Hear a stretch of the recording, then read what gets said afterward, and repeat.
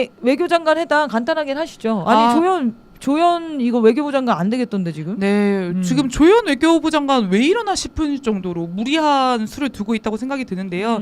일단 외무장관 첫 회담을 진행했는데 거기에서 3가지 이야기 나왔습니다. 북한 비핵화, 한미일 협력, 동맹 현대화 이렇게 3가지 얘기를 나눴고요. 동맹 현대화를 우리 정부가 처음으로 공개 언급을 했습니다. 일단 북한 비핵화를 공식 천명하는 것은 이건 북한과의 남북관계 개선을 하려고 하는 통일부의 움직임이라 지금 완전 어긋나는 움직임인 것 같고요. 이제 문제가 되는 동맹 현대화에 대해서 조금 더 얘기를 해보면 이 동맹 현대화라고 하는 게 결국은 주한 미군을 한국 방어에 쓰는 것이 아니라 중국을 견제하는 데 쓰겠다.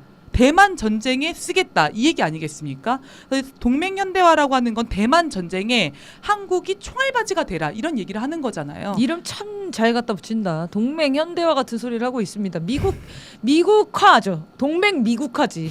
네, 그래서 그동안은 전략적 유연성이라고 하는 이름으로 많이 노출이 됐는데 그걸로 한 20년 울고 먹었거든요. 네, 2000년대 초반부터 해가지고 우리 국민들이 이제 전략적 유연성 하면 다 그려지잖아요. 그러니까 이제 동맹 현대화라는 이름으로 다시 한번 동맹 성격의 변화를 시도하고 있는 거고 그렇죠. 최근에 그 한국의 국방비를 계속 GDP 대비 5% 올리라고 하잖아요. 근데 이게 주한미군의 역할이 바뀌게 되면 한국 방어를 한국 스스로 해야 되니까 국방비를 올려야 된다 이 주장을 하는 거 아니겠습니까? 네. 근데 그러면 주한미군한테 들어갔던 그 방위비만큼만 올리면 되는 거잖아요. 근데 그것보다 훨씬 많은 돈을 올리라고 하고 있는 거거든요. 근데 이거의 본질은 뭐냐? 자국 방어를 위한 국방력 증강을 넘어서서 실제 대한민국 군인을 네. 대만 전쟁에 투입할 수 있을 정도로 확대 강화하라는 압박을 넣고 있다는 게 본질인 것 같습니다. 동맹 현대화는 결국 대만 전쟁에 참전하라고 하는 요구이다. 근데 이거를 조현 외무부 장관이 첫 그 외무부 장관 회담 때 공식화를 시킨 거죠. 그러니까 매우 위험한 발언이라는 생각이 들고요. 여기에 그쳤으면 뭐 또 그러려니 이게 외무장관 회담에서 그런 얘기 나왔겠거니 하는데 별도의 발언을 또 조현 장관이 했어요. 뭐라고 했냐면 동북아에서 중국이 이웃 국가들의 다소 문제가 되고 있다. 이거를 발언했다고요? 네. 심각한데요. 이거는 심각한데요? 이건 그냥 중국과 척지겠다. 우리는 미국과 편들고 일본과 한편 하겠다. 중국은 우리랑 좀 트러블이 있어. 예. 이런 거를 직접적으로 표출한 거 아닙니까? 이거를 근데 외교부 장관이 개인적으로 이런 발언을 할 수가 있나요? 이거 너무나 외교적으로 문제가 커진 발언인데? 그리고 이재명 대통령이 후보 시절에 했던 발언과도 지금 안 맞잖아요. 우리는 대만과도 중국과도 잘 지내야 된다. 이런 이야기를 했는데 대통령의 외교관과 완전히 다른 외교관을 그리고 우리와 껄끄럽다 정도가 아니라 이웃 국가들의 다소 문제가 되고 있다. 그러면 중국 빼고 나머지는 다 한편이야. 이런 식의 지금 접근인 거잖아요. 그렇죠. 네, 굉장히 문제가 되는 전략적으로도 맞지 않는 그런 발언을 했다는 생각이 들고요. 이걸 또 구체화해서 발언을 했어요. 중국이 남중국해와 서해에서 해온 일들을 봤다. 이게 뭐냐면 남중국해에서 중국이 여러 국가들이랑 영유권 갈등이 있지 않습니까?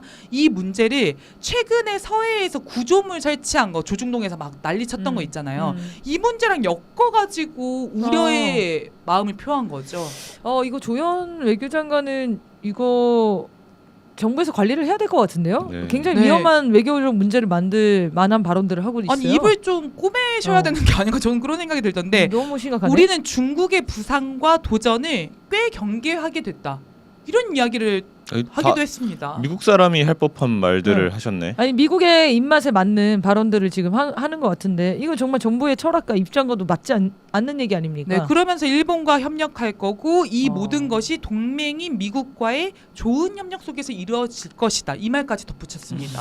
걱정되네요. 네, 그러니까 이게 사실은 이재명 정부의 외교부 장관이냐 윤석열 정부의 외교부 장관이냐 이런 의문이 들게 하는 발언인 거죠.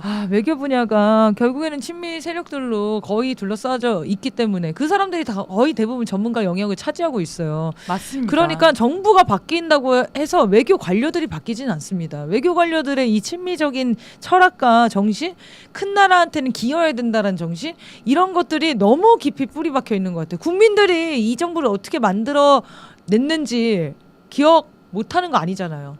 어떻게 정말 그 치열하게 겨울을 보내고 어렵게 해서 이재명 정부를 만들어 놨는데 미국의 이런 굴욕적인 발언들을 하고 굴욕 협상을 진행하고 이런 식으로 하면은 국민들에 대한 배신이죠. 네, 그래서 이재명 정부는 외교 관리들을 믿을 것이 아니라 이 통상이나 대외 관계 관련해서는 국민들의 목소리를 철저히 듣고 이 힘으로 사실 본인이 구상하고 계시는 다극화에 맞는 다변화된 이 질서에 맞는 전략을 실행해 나가야 되지 않을까. 안 그러면 다 이런 외교 관리들에 가로막힐 것 같거든요. 그쵸. 검은 머리 미국인들에 의해서. 자, 네. 그래서 지금 들어온 속보인데 대학생들이 지금 미대사관의 항의 이 관세 문제 그리고 한미 연합훈련 중단 방위 주둔비 인상 요 문제들에 대해서 항의를 하기 위해서 갔다가 지금 모두 연행됐다는 소식이 들어왔네요.